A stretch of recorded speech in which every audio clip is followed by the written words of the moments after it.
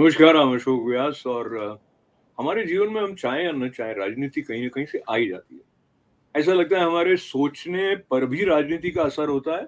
हम किस तरह की क्वालिटी वाली लाइफ़ लीड करते हैं, हम किस तरह से अपनी कल्चरल प्रैक्टिसेज़ के साथ जुड़ते हैं, उसमें राजनीति का प्रवेश कहीं न कहीं हो ही जाता है।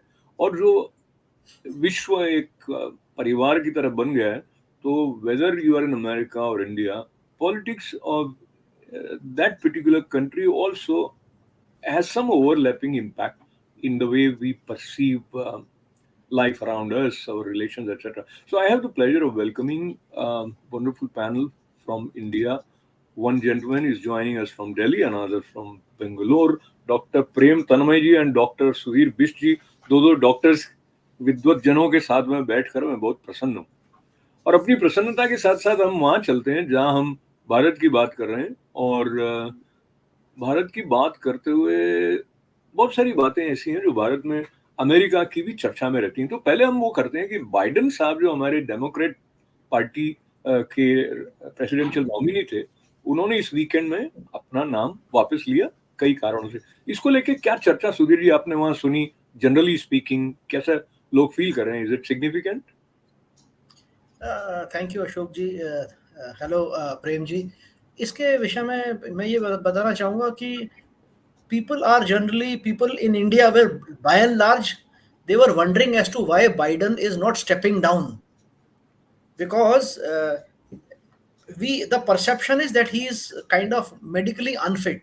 Sorry to use these words, but what comes in the social media and what comes in the CNN and especially Fox News, the way Fox News projects Biden.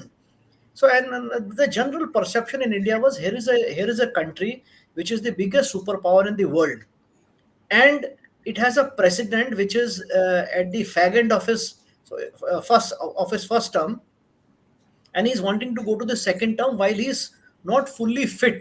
So there have been pictures or videos of he tripping while coming down a plane, or he feeling lost, and he looking helter skelter.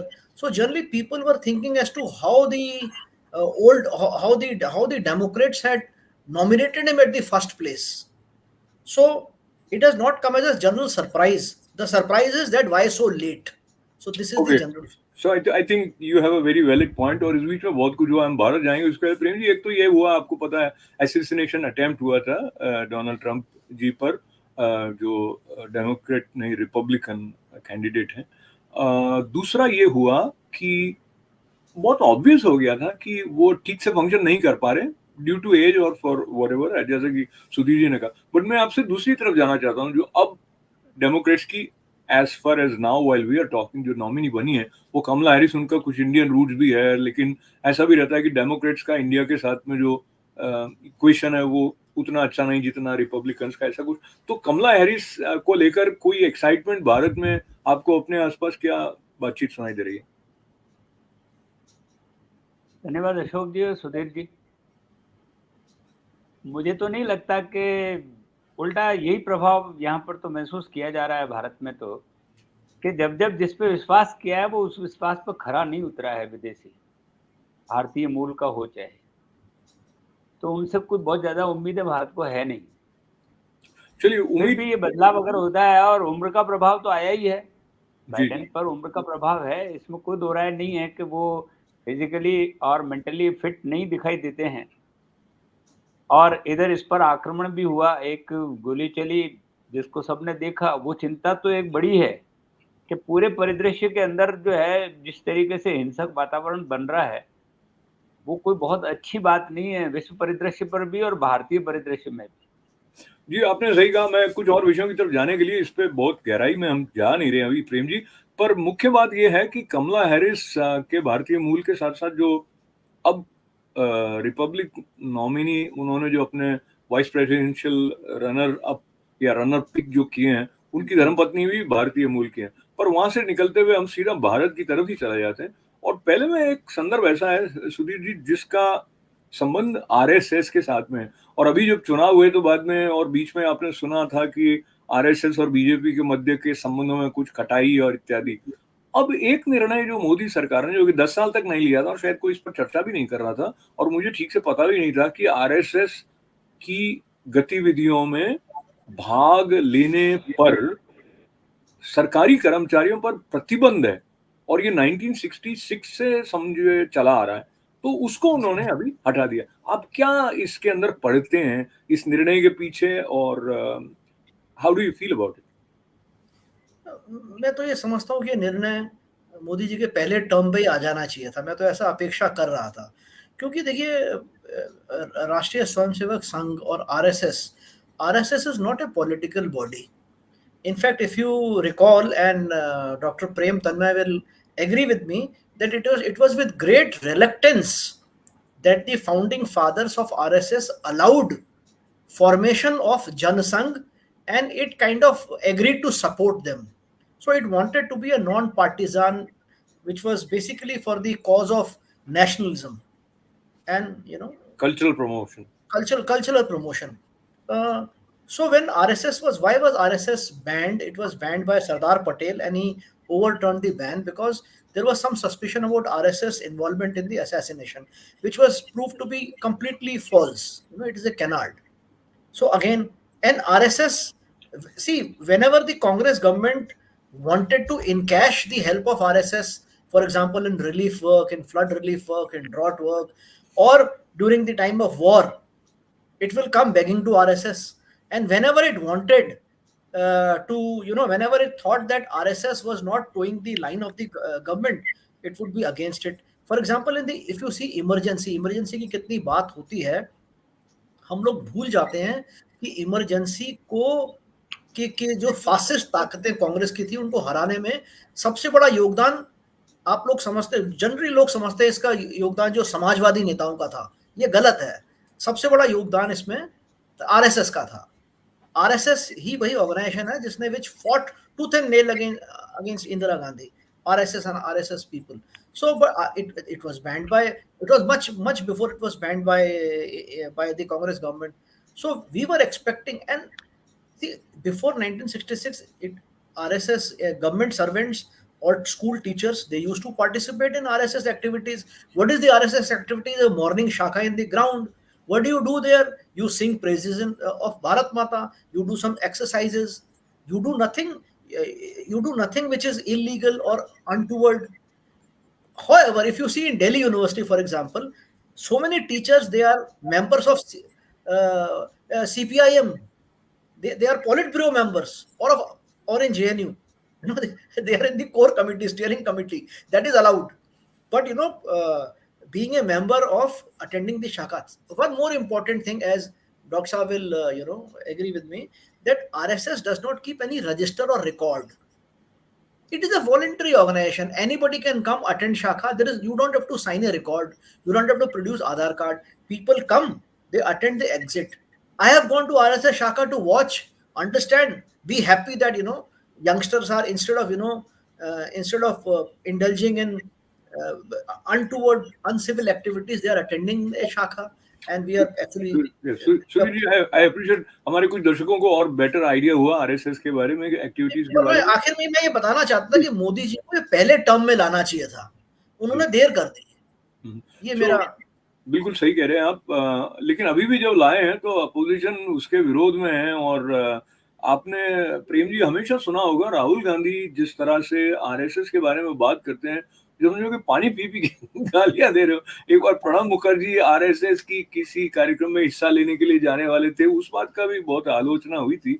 और RSS has been painted की जैसे कोई बहुत ऐसा organisation हो जो कि राष्ट्र हित में नहीं है, या बिल्कुल कट्टरवादी हैं. या हालांकि जो मोहन भागवत जी के अभी के भी वचन आपने सुने हो, या तो उसमें एक भारत के प्रति और भारत की सांस्कृतिक अस्मिता के प्रति जो एक निष्ठा है वो दिखाई देती है. बहरहाल ये जो सुधीर जी ने बात बताई आरएसएस के बारे में, उसके साथ साथ अभी जो टाइमिंग है आरएसएस पर बैन हटाने का, और इसके क्या फार रीचिंग इम्पैक्ट आप देखते हैं, बहुत महत्वपूर्ण है, या ये मतलब ऐसे ही कई बातें होती हैं जीवन में उस प्रकार की है? देखिए, राष्ट्रीय स्वयंसेवक संघ तो एक स्वयंसेवी संस्था है, और स्वयंसेवी संस्था का होना, इसके साथ में राष्ट्रीय लगना ही सबसे बड़ा इसका अपराध माना गया है विरोधी पक्ष के लिए.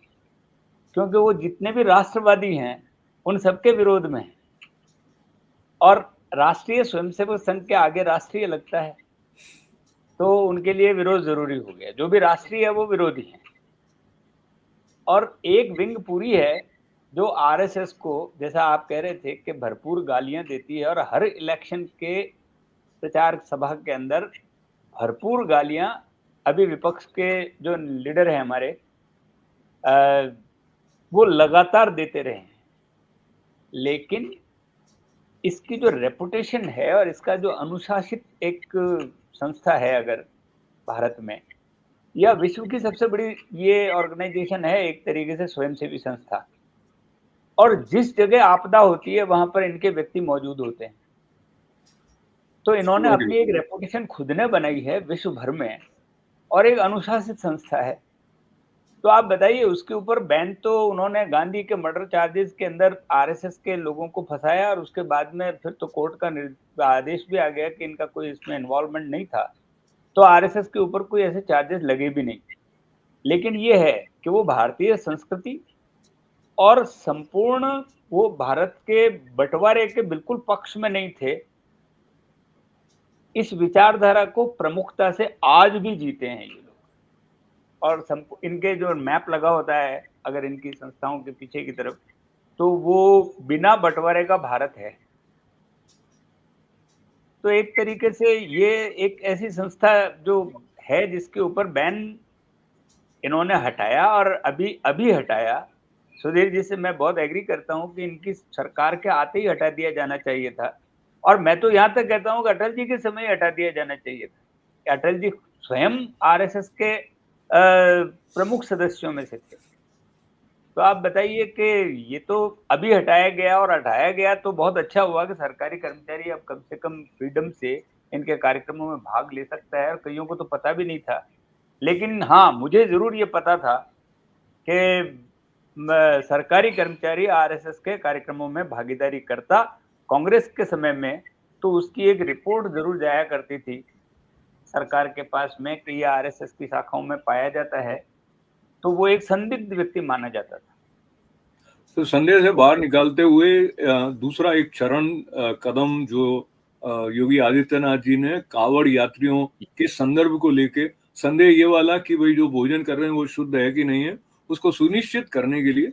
और सूर्य जी, आपने भी देखा होगा बहुत सारे इस तरह के वीडियो सोशल मीडिया में वायरल हो गए, जिनमें कभी कोई फलों के ऊपर थूक कर लगा रहे हैं, या और भी, मुझे तो उसके बारे में विवरण कहने में भी संकोच होता है, पर कहीं मूत्र करते हुए भी ऐसे पाए, पर वो अपवाद हो सकते हैं ऐसा हम मानकर चल रहे थे। फिर एक और वीडियो आ गया जिसमें कोई मौलवी साहब कह रहे थे कि वो जो थूकना है वो उनके एक परंपरा का एक हिस्सा इत्यादि। इन सब बातों के बारे में मैं ठीक से नहीं समझता, लेकिन जो कावड़ यात्री हैं वो जो आहार ग्रहण करें मार्ग में, वो उनके ऊपर स्पष्ट हो कि भाई उस दुकान के जो कार्यकर्ता कौन है, मालिक कौन इत्यादि, ये नाम लिखने वाला कुछ आदेश उन्होंने जारी किया, जिसके बारे में अदालत में लोग गए और फिलहाल अदालत ने अंतरिम रूप से उस पर रोक लगाई। ये पूरा प्रकरण क्या है, आप क्या सोचते हैं इसके बारे में सुधीर जी?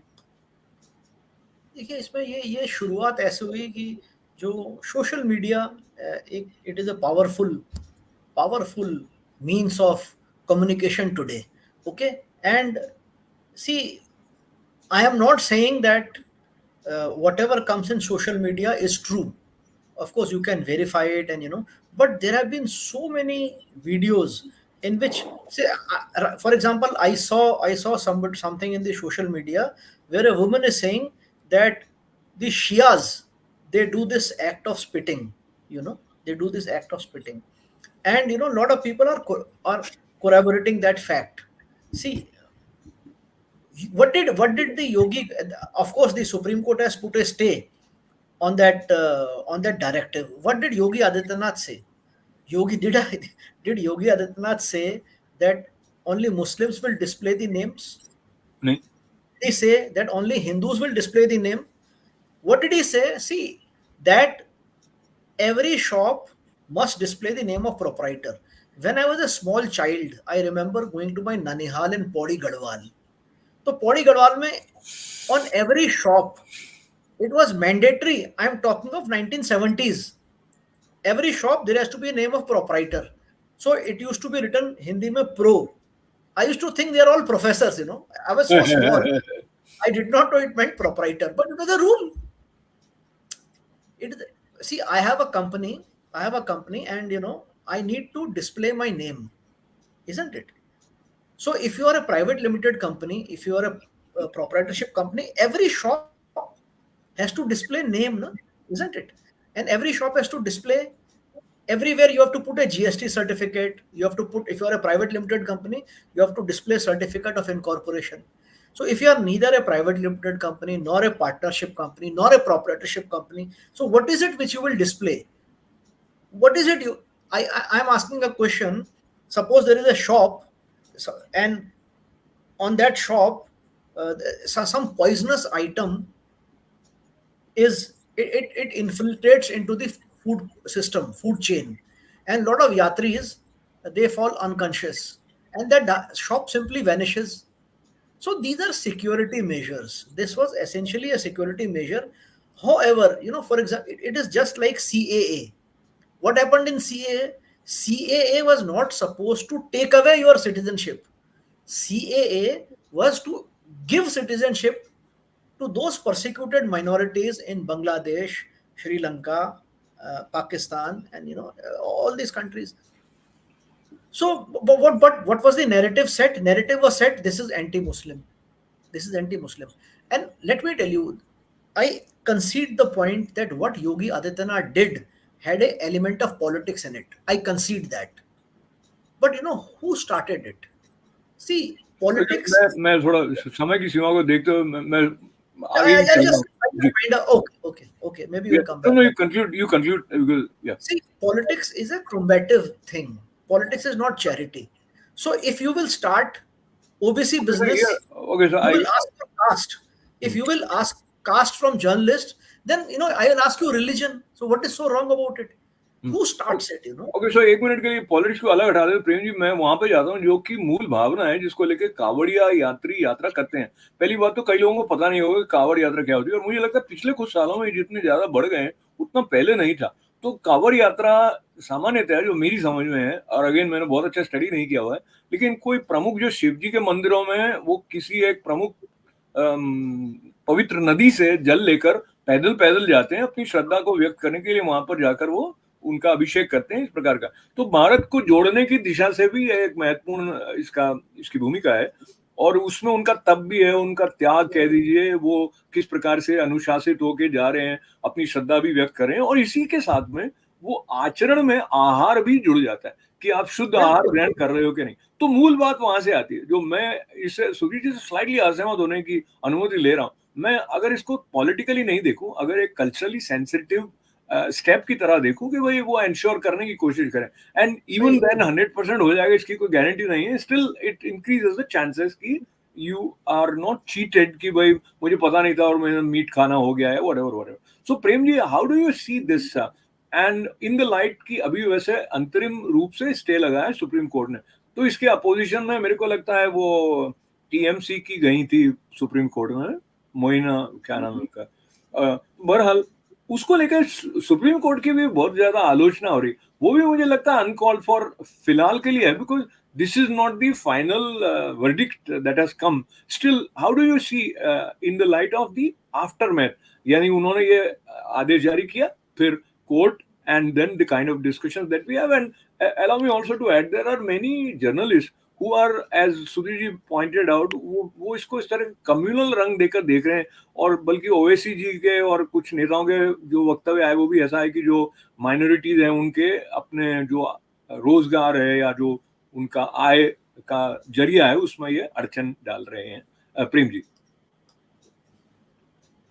शोक जी, देखिए, कांवड़ यात्रा निश्चित रूप से भारत भर के बहुत सारे लोग ऋषिकेश या हरिद्वार जाते हैं और वहां से एक कांवड़ जो कंधे पर, जैसे श्रवण कुमार का नाम वो माता पिता को लेकर के यात्रा कराई, वैसे वो वहां से जल लेकर के वापस लौटते हैं। पिछली बार की यात्रा में मेरा उस यात्रा के दौरान ऋषिकेश जाना हुआ, और मैं आपको कहता हूं कि लाखों की तादाद में सड़क पर श्रद्धालु होते हैं और वो अपनी श्रद्धा से जाते हैं और उनका एक लिमिटेड पीरियड होता है। ये शपथ लेके जाते हैं, संकल्प लेकर अपने गांव के मंदिर से शिव जी के, कि मैं इतने समय में वहां से जल लेकर के वापस आ जाऊंगा और आपको आकर के वो जल हम लोग सारे गांव के लोग इकट्ठा होकर के शिव जी का अभिषेक करेंगे। ये तो इसके पीछे की कथा है और इसमें लाखों की तादाद में लोग जाते हैं सड़कों पर। अब आप देखिए कि इसके अंदर जो दोनों तरफ की दुकानें हैं, उन दुकानों के ऊपर से वो लोग अपने अपने खाने पीने की चीजें लेते हैं और इस खास तौर से वो लोग ये भी शपथ लेके जाते हैं, वो व्रत लिए हुए जा रहे हैं कि मैं इस दौरान ये चीज नहीं खाऊंगा, इसका परित्याग करता हूँ, ये चीज वो आप समझिए कि वो एक शाकाहारी भोजन लेंगे। इन सब बातों को ध्यान में रखते हुए जाते हैं। अब यहाँ पर दिक्कत ये आ रही है कि दुकानदारों ने अपने नाम का, दुकान का नाम गणेश ढाबा है या शिव ढाबा है। अब लोग सोचते हैं यार शिव जी की यात्रा पर जा रहे हैं, चलो शिव ढाबा है जाके खा लेते हैं। अब उनको ये पता नहीं है कि वो कई लोग ऐसे होते हैं जो मांसाहारी व्यक्ति के हाथ का बना खाना भी इस दौरान नहीं खाते हैं और कई लोग परहेज करते हैं। आपको पता है कि हम लोगों में ऐसा है कि लहसुन प्याज घर में भी अगर कोई आदमी अपनी किचन अलग कर लेता है, वो कहता है मेरा चूल्हा अलग पड़ा हुआ है, तो अपना खाना अलग बना। ऐसे हमारे यहाँ पर बुजुर्ग हैं कई और यूथ भी है जो लहसुन प्याज भी नहीं खाते हैं।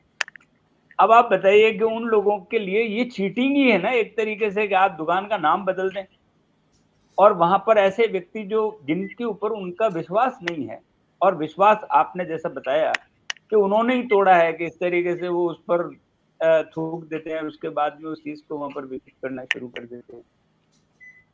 तो योगी जी ने तो एक तरीके से एक पुराने जो कानून बना हुआ है कि भाई आप अपने आप को डिस्प्ले करो, क्या आप क्या दुकानदार है, कौन है, क्या बना रहा है, क्या चीजें हैं, क्या रेट्स हैं और क्या उसके अंदर पदार्थ काम में लिए जा रहे हैं, इन सबको डिस्प्ले करो। लेकिन आश्चर्य तो इस बात का हुआ कि जो लोग पहचान बनाने के लिए लड़ रहे थे, वो पहचान छुपाने के लिए लड़ रहे हैं। ये कहते हैं हमारी पहचान खत्म हो रही है, एक तरफ तो इनकी ये लड़ाई है और दूसरी तरफ वो ये कह रहे हैं कि आप हमें क्यों जो है पहचान बताने के लिए बाध्य कर रहे हो।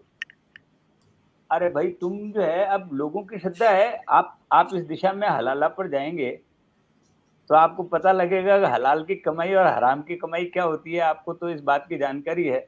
हलाल वो है जो इस्लामिक रूल्स के आधार पर बना हुआ आहार है, उसके लिए गवर्नमेंट ने कानून बना रखा है कि आप हलाल सर्टिफाइड करोगे तब भी वो मुस्लिम खरीदेगा। हिंदू को इतना भी अधिकार नहीं है कि वो उस दुकानदार से पूछ ले कि भाई तू क्या बना रहा है और क्या खिला रहा है और तेरा नाम क्या है। मतलब बहुत आश्चर्य हुआ मुझे जब ये कानून आया। मुझे अच्छा लगा कि भाई रास्ते में दुकान पर पता लगना चाहिए। लेकिन अब मैंने कल के न्यूज में देखा, लोग जैसे ही सुप्रीम कोर्ट ने ये डिसीजन दिया, लोग अपने नाम हटाने लगे तुरंत। मुझे बहुत आश्चर्य हुआ कि उनको नाम हटाने की क्या जरूरत है, और वो कह रहे हैं हमको 1-1 लाख का घाटा हो गया 2 दिन में। हाँ, वो दुकानदार कह रहे हैं कि हमें घाटा हुआ इस बात से। उनको पूछो कि अगर तुम्हें घाटा हुआ तो घाटे का क्या कारण। भाई तुम ऐसी चीजों को डिस्प्ले करोगे, खिलाओगे पिलाओगे, लोग नहीं खाना चाहते हैं। जो हिंदू को कम से कम इतनी स्वतंत्रता तो होनी चाहिए ना कि वो क्या खाना चाहता है। और जब सारी दुनिया ये कह रही है खाने की स्वतंत्रता है, तो यार वो भी ये भी डिसाइड करेगा कि इसी दुकान से खाना है।